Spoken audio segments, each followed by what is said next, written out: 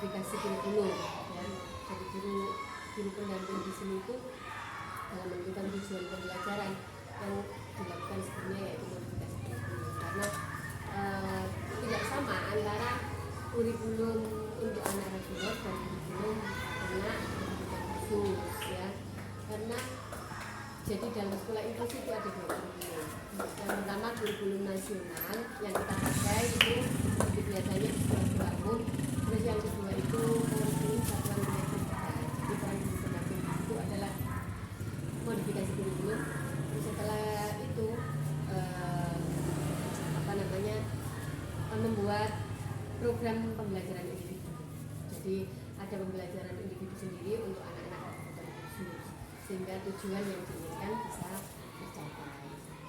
Tapi sebelumnya juga sebelum menentukan tujuan, sebelum ke tahap modifikasi kurikulum, kita juga harus melakukan asesmen dulu. Bagaimana cara mengajar siswa disabilitas orang berkebutuhan? Cara mengajar siswa disabilitas sebagai guru pendamping, tentunya kalau di kelas inklusi itu ada namanya kelas sumber.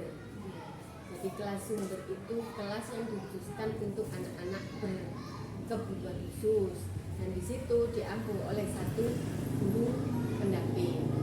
Jadi selain mendampingi di kelas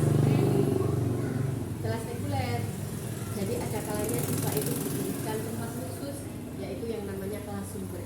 Di situ adalah untuk menggali potensi anak. Jadi kalau disamakan terus, disamaratakan dengan anak-anak reguler, mungkin mereka akan ketinggalan. Jadi ada namanya kelas sumber itu khusus untuk anak-anak yang berkebutuhan khusus itu sendiri.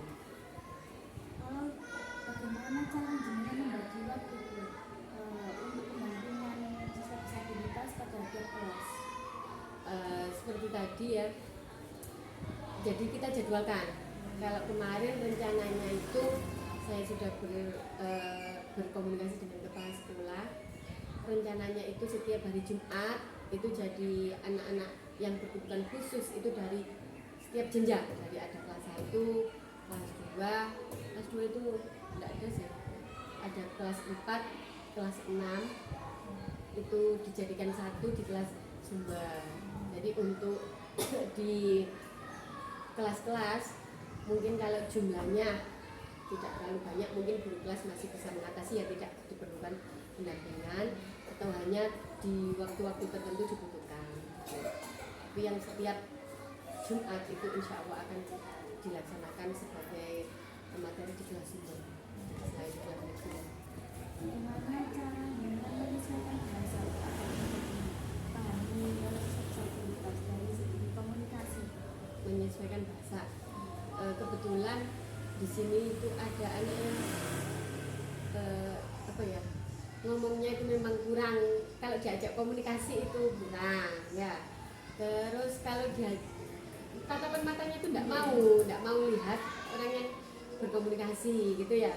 Jadi untuk bahasa yang kita gunakan itu untuk anak-anak berkebutuhan khusus itu tidak perlu panjang, tapi singkat ya, singkat dan jelas. Contohnya tutup pintu itu, gitu aja cukup. Gak usah kamu kesini, tolong tutup pintu, itu terlalu panjang ya. Jadi bahasanya memang untuk anak berkebutuhan khusus itu harus singkat. Terus lagi kalau untuk mengurangi anak-anak yang kurang komunikasi itu kita harus sering-sering mengajak dia berkomunikasi. Jadi sedikit banyak itu pasti ada perubahan.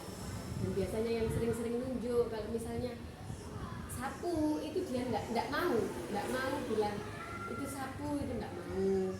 Nah, jadi bagaimana kita pelan-pelan ya. Pertama mungkin dikasih tahu itu sapu, dia itu tahu sapu tapi nggak mau mengatakan itu sapu. Jadi secara pelan-pelan mungkin pertama dikasih tahu kalau itu sapu, diajak caranya bilang sapu gitu pelan-pelan.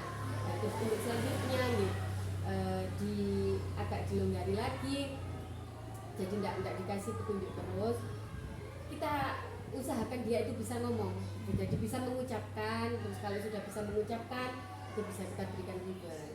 Jadi ininya bahasanya kalau untuk anak berkebutuhan bantuan khusus itu harus singkat dan jelas, perintahnya harus jelas. Singkat, padat, jelas. Iya, enggak boleh terlalu panjang, terlalu lebar, nggak ngerti. Cukup Bu. Udah, oke.